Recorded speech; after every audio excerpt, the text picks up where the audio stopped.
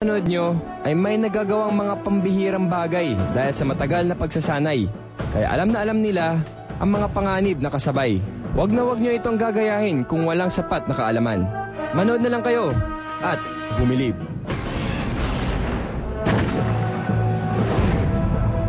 Ngayong gabi sa Ripley's Believe It or Not, maniniwala ka ba? Gansa, inalagaan at tinuro ang lumipad ng among lalaki. Ngayon, sinusundan ang lahat ng ginagawa niya. Sa ere?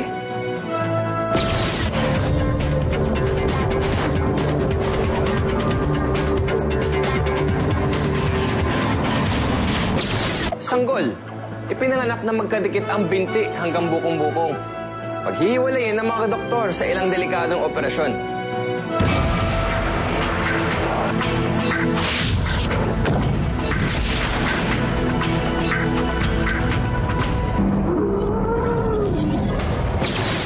Magkasintahan, magpapakasal sa disyerto.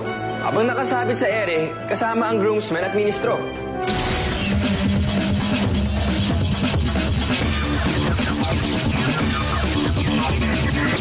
Lalaki, kukontrolin ang libo-libong bubuyog na dumapo sa isang modelong babae para gumawa ng kauna-unahang bubuyog bikini.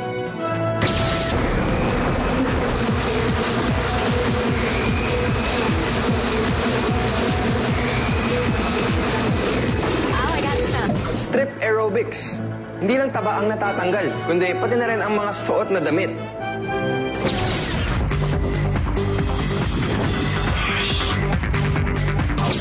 Kakaibang relasyon, delikadong operasyon. Kasalan sa disyerto, pambihirang disenyo, kakaibang ehersisyo. Garantisadong kagugulatan at kabibiliban nyo. Ako si Chris Tiu, nandito sa Casa Santa, Antipolo. And welcome to Ripley's Believe It or Not.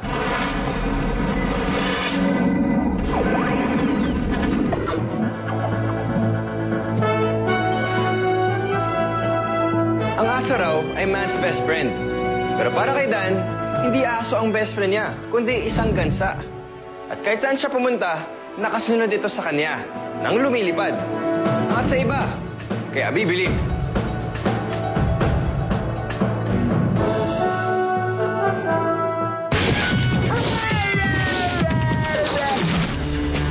Tuwing nagwa-water skiing si Dan Stephen, palagi niya kasama ang kanyang best friend na si Daisy.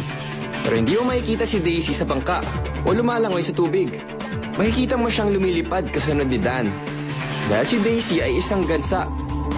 At kung nasa bangka o nagbibisikleta si Dan, maaasahan niyong nakasunod lang si Daisy sa ere. Well, Daisy's a great pet. She's probably the most enjoyable pet I have ever had.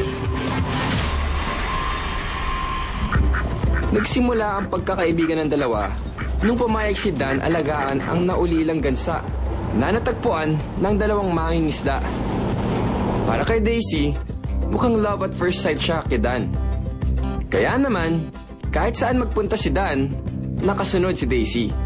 Hindi tumagal, sinusundan ni Daisy ang lahat ng pinupuntahan ni Dan.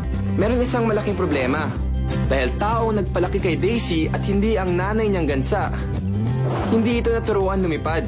Kaya naman para matuto si Daisy, kailangan si Dan ang magturo. It's just instinct, but I helped it along, and I'd run down shoreline with the goose and flap my arms, and the little thing would chase me up and down the lakeshore. Natuto na rin si Daisy lumipad. Ang dating minsan na naglalakad lang sa lupa, ngayon ay expert ng lumipad. Kaya naman ngayon, kasama na ni Dan si Daisy tuwing namamangka siya o nag-water skiing. At sa kahit anong pamamasyal, makikita niyong umaaligid lang sa ere si Daisy. Good girl. At kahit na pwede naman lumipad si Daisy kasama ang mga gansang tulad niya, mas gusto pa rin niyang kasama ang best friend niyang si Dan.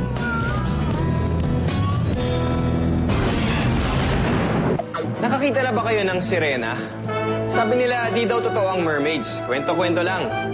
Pero ang mermaid syndrome na sakit, totoo. At ang malagim na katotohanan ito, dumapo sa isang nilalang. Komplikado, delikado, pero nakakabilib.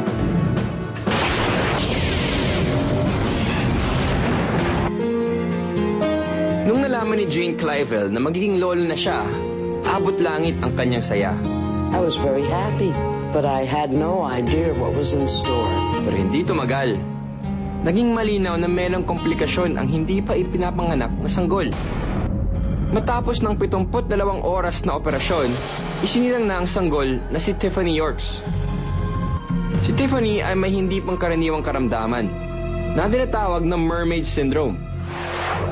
Ito ay isang congenital disorder na tinatawag din na sironomelia. Ipinanganak ang baby na maraming komplikasyon. Isa na rito ang pagkakadikit ng binti hanggang bukong-buko. At kahit na nakamamatay ang corrective surgery sa ganitong kaso, napagdesisyonan pa rin ng mga doktor sa Shriners Hospital sa Tampa, Florida, na ituloy ang delikadong operasyon. We had experience in similar conditions, but nothing like this. 20 araw pa lang ang tanda ni Tiffany nung sinimulan ng mga doktor ang komplikadong operasyon. Una, pinaghiwalay ng mga doktor ang bukong-bukong ng sanggol. Isang pagkakamali lang, pwedeng mauwi si Tiffany sa paralysis, amputation, hemorrhaging o kamatayan. Nakakabilib na kinaya ni Tiffany ang 13 operasyon sa edad na 3 taon lang. Namangha ang mga doktor na kinaya ni Tiffany ang lahat ng operasyon na ginawa sa kanya. At kinagulat din ng buong mundo ng medisina ang unang hakbang niya. She walked clear across. I says, I'll be a son of a gun. Look at that, she walked. Ngayon, 13 gulang na si Tiffany na masayang nakatira sa Florida. I love my life here. I can't imagine being anywhere else. Dahil nalampasan ni Tiffany ang ilang delikadong operasyon, ito ang kanyang naging inspirasyon. At ngayon, nabubuhay si Tiffany para maging inspirasyon naman sa iba. I tell my friends at Shriners Hospital, they're sad about they have to get surgery or something, and I say, don't let it get you down. You'll be okay, you'll grow up, and we'll go do something when we grow up. When we're 18, we'll go somewhere. Ewan ko kung maging inspirasyon sa iba ang kasalan na pupuntahan natin mamaya. Huwag mawawala dahil imbitado kayo para bumilib.